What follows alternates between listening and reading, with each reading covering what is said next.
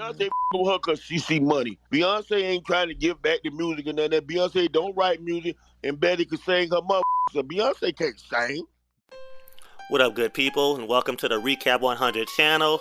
And today we talking about Trick Daddy. Oh my goodness, I might be a little late to this topic, which no, not might be. I am late to this topic. Anyway, Florida rapper Trick Daddy apparently is not feeling Jay-Z, and even furthermore, he says Beyonce can't sing.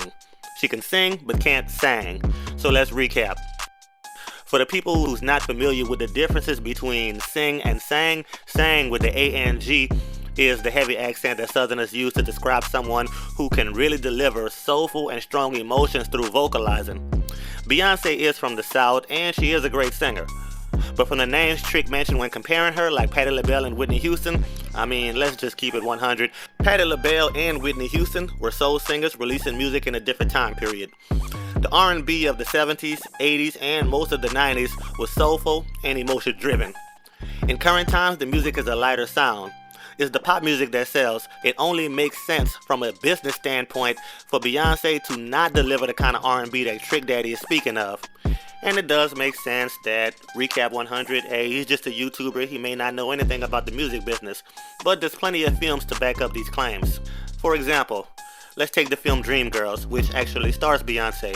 Curtis, which is played by Jamie Foxx, he tells the girls that Dina Jones will be singing lead in their tour instead of Effie White because Dina's voice gives the group a lighter sound that can cross over and appeal to a much larger audience. Your voice alone is too special. We need a lighter sound to cross over to the pop charts. It's what we need. So it's not my place to say whether it's right or wrong or whether it's effective or anything like that, but it is the sound of the times, and it has seemed to have brought a lot of R&B artists great success, including Beyonce. Now, to know if Beyonce can actually sing with the A-N-G, well, another example is Cadillac Records.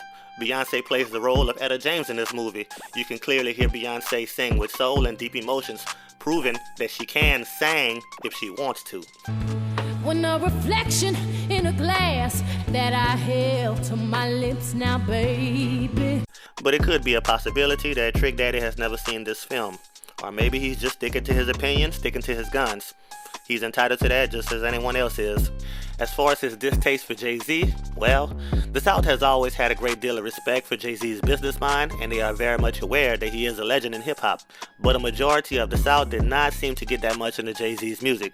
The same way New Yorkers love New York rappers, Cali love Cali rappers, the South has pretty much been on their own wave and always have loved Southern rappers. Master P, Ghetto Boys, UGK, 8 Ball and MJG, T.I., Jeezy, Juvenile, Plies, Rick Ross, 3 6 Mafia, etc. In a Project Pat interview with Hip Hop Uncensored, Project Pat would also mention he was never really into Jay-Z's music. I wanted to get it from a Southern rapper. What was your guys' perception of Jay-Z? I never was into his music, though. I never was into Jay-Z's music. And then gave credit to a couple of other New York rappers, such as Fabulous and Method Man. And a few years back, Boosie BadAzz would take to Instagram Live and then later take to Vlad TV saying, Jay-Z's words holds no weight down south.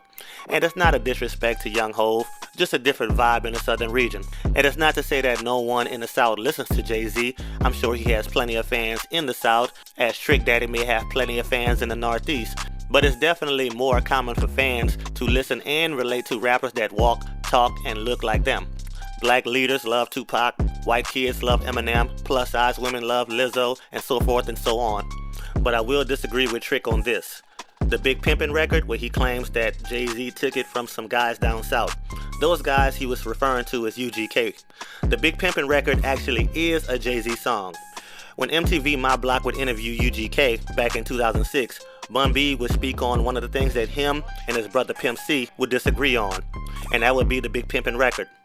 Bun B quoted that he was excited to do the record because Jay-Z was hotter than fish grease. Like, this gonna be the biggest record we ever had. Are you crazy? This is Jay-Z. This boy is hotter than fish grease right now. But Pimp C, who was incarcerated at the time, he would mention that he did not want to do the record. He was scared because it sounded like a pop record. It sounded like a pop record to me. I didn't want to do it. It scared me. And honestly, the Big Pimpin record was the first time I personally heard of Jay-Z. But that's actually what a collaboration does. UGK's audience hears Jay-Z, Jay-Z's audience hears UGK. But as for Trick Daddy, I'm sure he knows expressing an unpopular opinion to the public can lead to cancel culture. But I also respect his mind for having the courage to say how he feels regardless of the backlash.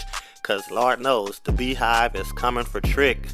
Well anyway, I would like to hear y'all opinion. I know I'm a little late to this topic, but I still want to hear y'all opinion and what y'all think about it. Leave your comments in the comment section. Go ahead and like, subscribe, do all those wonderful things to let me know that you are rocking with us.